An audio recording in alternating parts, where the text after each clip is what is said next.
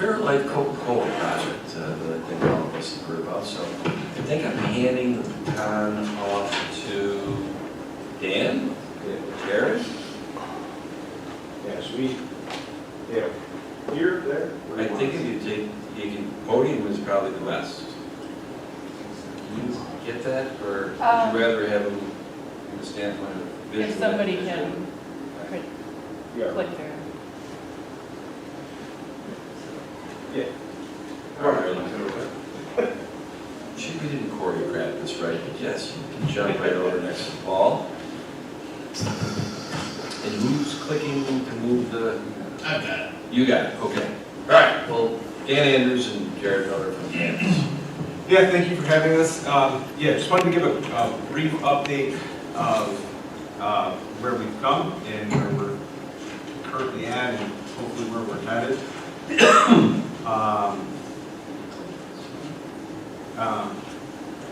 So, I'll go back for a second. So our role thus far. So we were contracted for the months of August and September of '23, brought in under the role of project coordinator for the town. We were tasked with managing the flow of all project communications within the town department heads, the Co-Fairlife team, and all the other agencies involved, and really manage and help facilitate that permitting process. We developed and maintained a centralized database for all meeting materials, permit applications. That system is called Master Library, so we maintained all the documents on there. The entire town team had access to all of the project-involved documents throughout the entire process, and still do. We also facilitated a number of meetings between the Co-Fairlife team and the town department heads to really streamline that process. And I believe that whole process went extremely smoothly compared to some of the long durations that other comparable projects have faced in similar types of scenarios. So that's where we started. Currently, the project received a number of permits. The seeker process was completed. Some of the permits have been obtained by the managing companies and the contractors, and they are moving forward with some of the construction, which really brings us into our role moving forward. So we're hoping to continue our efforts. We think things have been pretty successful so far, and we're hoping to continue to work with all the department heads and keep things on the right track.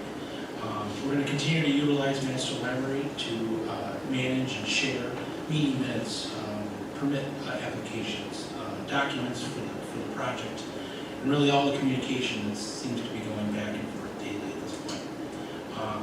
By doing this, we're going to continue to promote collaboration between all the departments. What we need to do is keep everybody moving in the right direction, but also moving in an efficient direction where we're all meeting the deadlines that come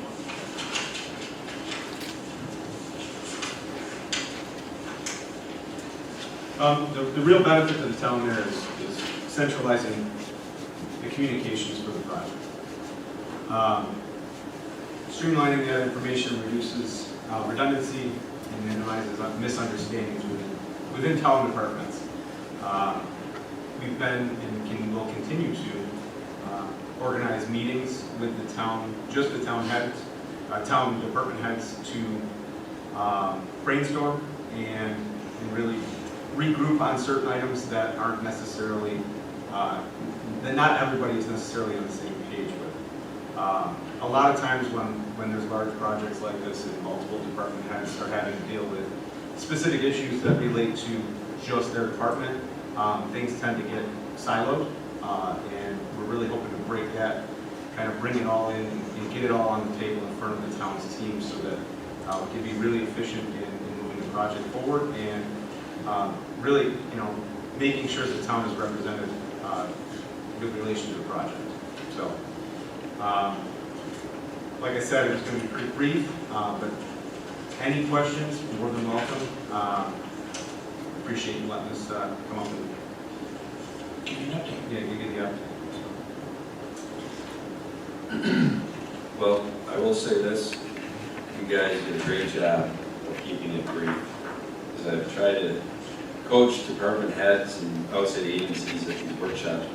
We have them as 15-minute increments. If you can do your presentation in 5 minutes, it really gives an additional 10 minutes for the town board to comment and question. So I don't want to eat up those 10 minutes. You did it in 5, so I will just say this. I think we just sent to the Webster Herald the agenda for next week's town board meeting. Regular town board meeting when we do resolutions. Because we get it to the Webster Herald, Bridget, 8 days before the meeting, we purposely held off on putting a proposed resolution in there to expand on this contract or term sheet that we had with Campus, the town of Campus, back in the August-September timeframe. They explained tonight what they did. Paul Adams, good to have you back.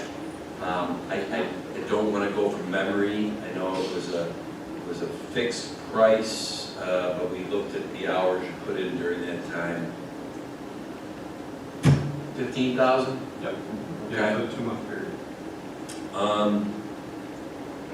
And since October, when we got done with secret planning and zoning board, we moved into the November to January last 3 months. I should say the first 3 months of activity over at the 110-acre site. And we're struggling.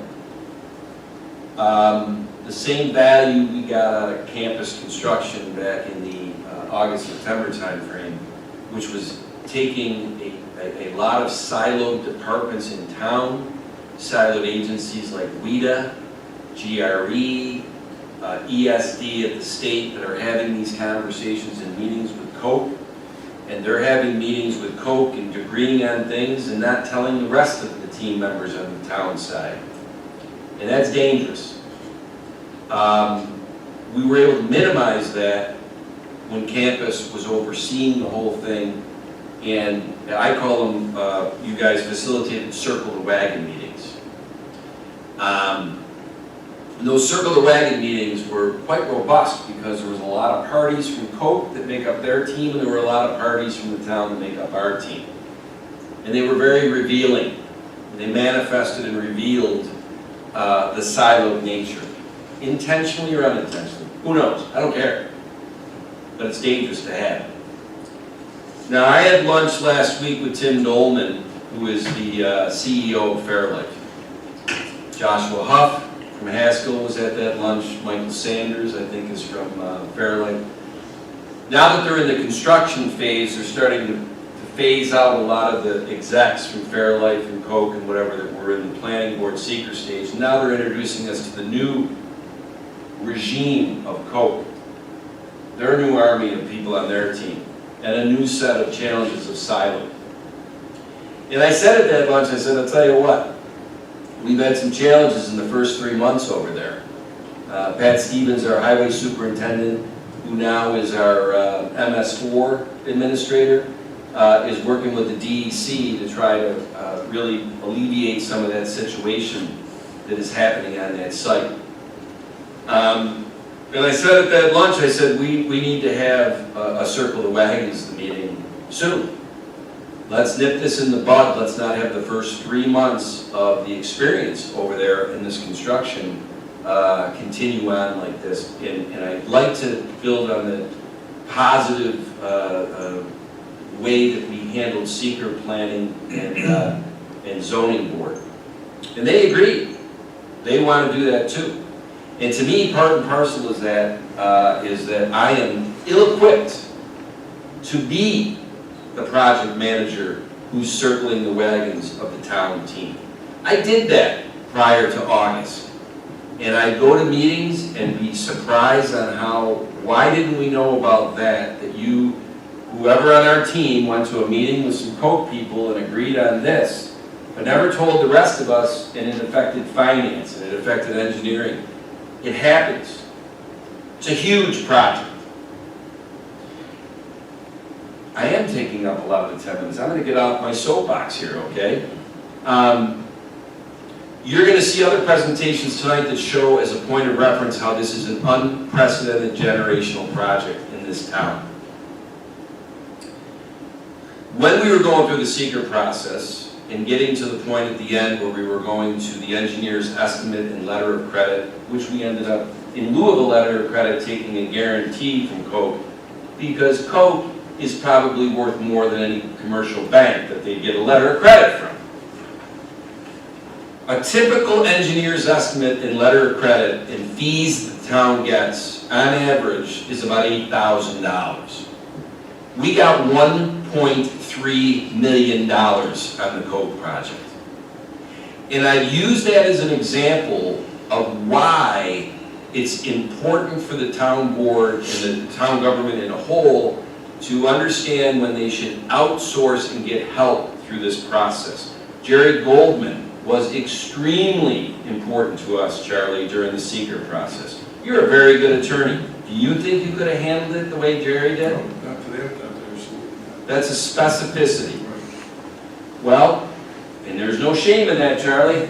And you know what? I'm not going to take any shame in not being the one that can herd the cats of all the people on the town team to make sure we're playing with the Coke team and all of their cats and not being siloed. And if we don't get that under control soon, then the first 3 months and the experiences that Pat Stevens has had and MRB and some of the other team members of the town, I think it's going to get worse. And so I'll get off my soapbox because shame on me. I should have had you back in here probably in October, November and had foresight to this. I didn't have the foresight to it. I had to have the last 3 months go by where my town department heads and MRB and other people on the town team are calling me and, oh my God, this, and this. I think we need a project manager like we had back in August and September, or July and August, whatever it is. And I'm endorsing that should be canvassed. I would agree that we probably should have crossed that bridge earlier. And I will attest to the fact that if there's not very, very good communication on any construction site, especially given the magnitude of this one, you start out bad, you're going to end bad. And I've seen it happen in different sites that are a year past due, 6 months past due. So it's very significant that we have someone of your caliber doing what you do, especially given the magnitude of this project. So I'm definitely an advocate for them continuing. The town is going to benefit significantly, believe me.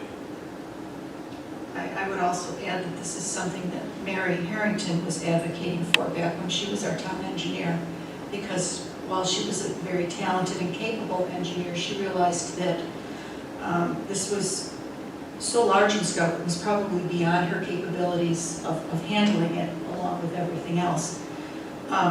The fact that we've had a very difficult time, and we'll be talking about that next week, in bringing on a town engineer, we don't have one at this point. And I do see the value in having a project coordinator. And campus has certainly done a wonderful job. They're familiar with the project. I'm certainly in support of it as well.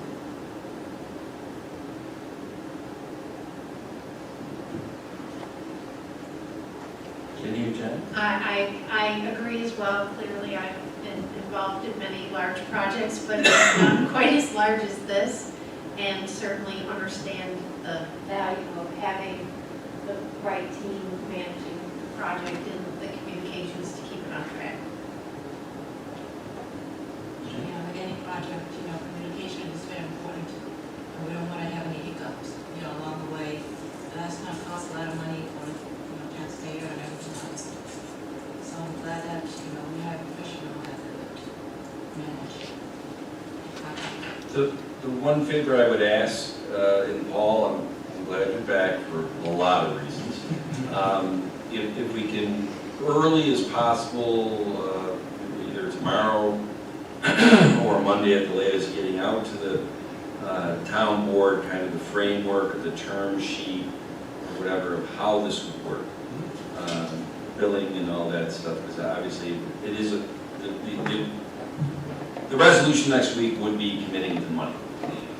That was my other question, is how we envision this, but I'm sure I'll see it with what Paul sends out. If this is something, I mean, we did it for 2 months in the beginning, how do we want to frame this for the rest of the project? Is this something we want to revisit every few months, or are we looking at this for the totality? Well, I think what you brought out and showed me a week or so ago that led to greasing the skids to tonight was more of a looking at what the mile, right through to finishing construction. Okay. And unlike the one that was for 2 months, it was very finite. We knew that we wanted them for this part of the project.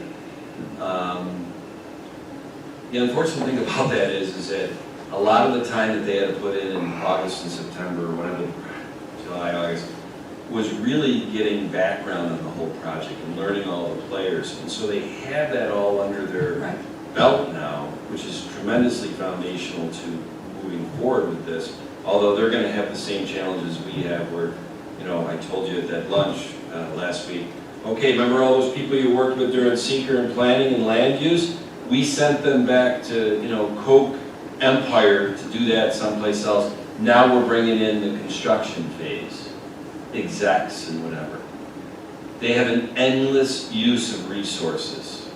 Endless. We don't. And that's why, I don't know, I'm beating the dead horse. Yeah. If you could get that, it would make it much easier next week as the board discerns voting on such a resolution and authorizing me to sign a term sheet or a contract. That would be very helpful. The earlier the better. This board has been very good about asking questions ahead of time and getting educated so that they come to the board meeting with a lot of those questions answered. So, thank you. Thank you. Yep.